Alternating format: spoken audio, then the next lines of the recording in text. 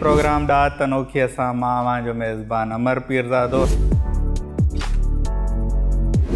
सिंधी समाज में जेकॾहिं असां ॾिसूं त वॾी तब्दीली आई आहे। असीं बाज़ारि चई त जॾींदा आहियूं ॾुखियो लिखणु आहे। ॾुखियो लिखणु छो आहे?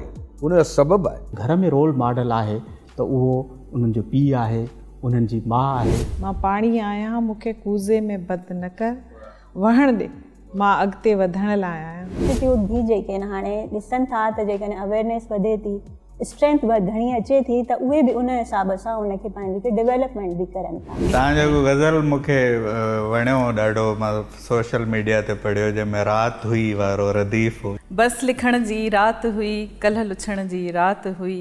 दिलि रुठी ॼण पिरी रुठो, दिलि खे मज़बूत कयो, बीमार दिलि न आहे सुठो।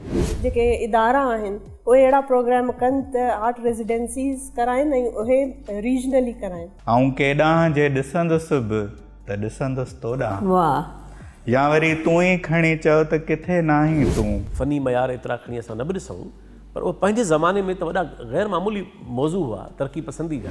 इहा कहिड़ी मोहबत आहे, को रिश्तो दोस्ती मूंसां वफ़ा बदिले जफ़ाई थी मिले। 80s ताईं कहाणी जमेरात जो दौर आहे। असां ॿाहिरि जो अदब तॾहिं पढ़ियो आहे जॾहिं जेकॾहिं को रशियन में लिखियो वियो त इंग्लिश में ट्रांसलेट थियो। सो मूंखे हाउस आर्ट म्यूज़ियम एज एज्यूम कैंपेन वो डिज़ाइन करे नहीं तो ससी पुली जो साहब आयूं उन एग्जीबिशन ॾिठी।